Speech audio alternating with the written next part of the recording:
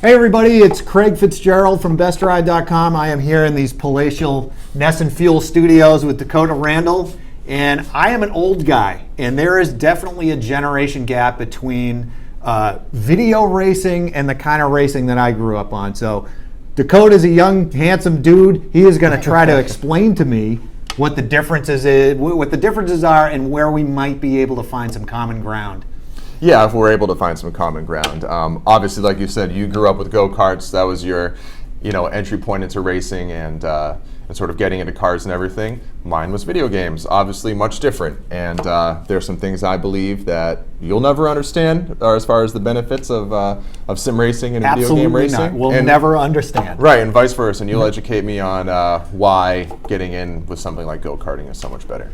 Okay. So who should start? You want to? Yeah, you knock it out. All right. Well, let's see. I'd say one of the coolest benefits about sim racing or video game racing is the ability to, you start a game, you go online, and you could just get matched up with somebody like Kyle Larson or any sort of famous racer that happens to play video games. Where otherwise, you're probably not going to be able to run into somebody like that on a go-kart track. I got matched up with Joe Vittorioso, who is my next door neighbor. Okay. Not a famous racer or famous for anything other than minor scuffles with the law. But I see your point. I see your point. And so that's a fun thing. Video games on any level. Every now and then you can match somebody who is famous, and you can say, hey, I took it to them, or they absolutely destroyed me. I think the biggest one for me is the advent of pausing without consequence. If I got to go to the bathroom, I don't have to deal with a messy fire suit after the race. I can hit a button. I can go to the bathroom and do what I need to do. I can go to the fridge, get some food. I can make a phone call. I can drink beer. I can continue drinking if I want to do that. You cannot drink beer well, you can. You're not supposed to drink beers while you're running around in a go-kart in your neighborhood. Right, physically. Not a good thing to do. No, physically you could. And plus you're 12. You're really not supposed to be drinking beers at 12 either. That's also a fantastic point. Yeah, if you physically it is possible to drink and kart at the same time, but probably not the greatest idea. But video games, totally different ballgame. You can do whatever you want. What about the idea of actually getting involved with the car itself and getting involved with smelly gas and smelly exhaust and the ability to lose a finger? I mean, is that a positive or a negative to you? Well, I think, I will concede to you that one of the coolest parts about real racing is, the smell of smelling like gasoline, being filthy afterwards. That's great. But for you, if you got problems with your cart, if you need things to fix, that costs you time, that costs you money, costs you all kinds of resources. For me, I hit a couple buttons and I'm all done, and it doesn't cost me any money. I can get on my way.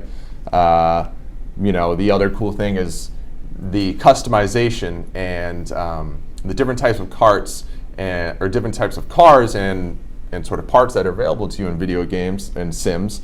They're all kind of right there, and you can play and mess around with them and really learn a lot about them, and in a very realistic way. I mean, it's not like pole position or Mario Kart anymore. I mean, that was my experience with video games, is pole position. Right. I think I hear things have advanced since then. Right. It's a relic of a time long past. Yeah. No. It's a pretty different ball game these days. I mean, Mario Kart is still going strong, but for the most part.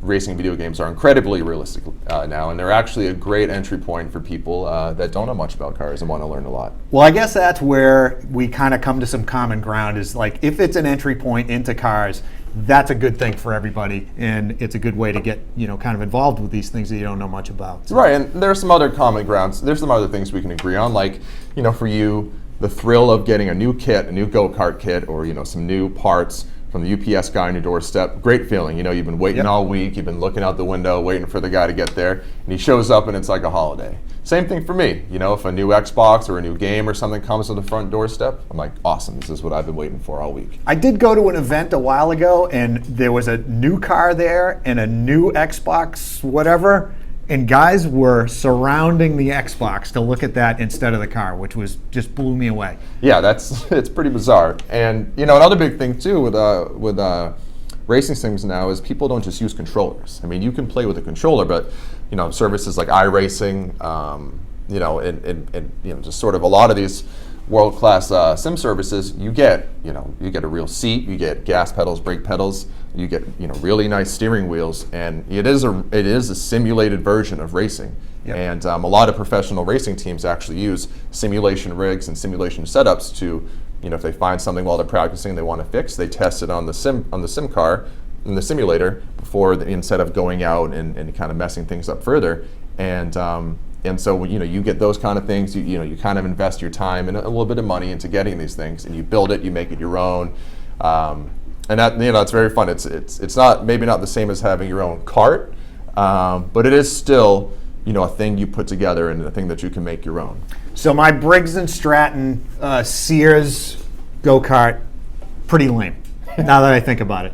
I still think it's. I can come to some kind of an agreement that I probably should be spending more time with racing simulators. So there you go. I'm Craig Fitzgerald, editor at bestride.com. Dakota Randall, Nest and Fuel. And we'll see you next time.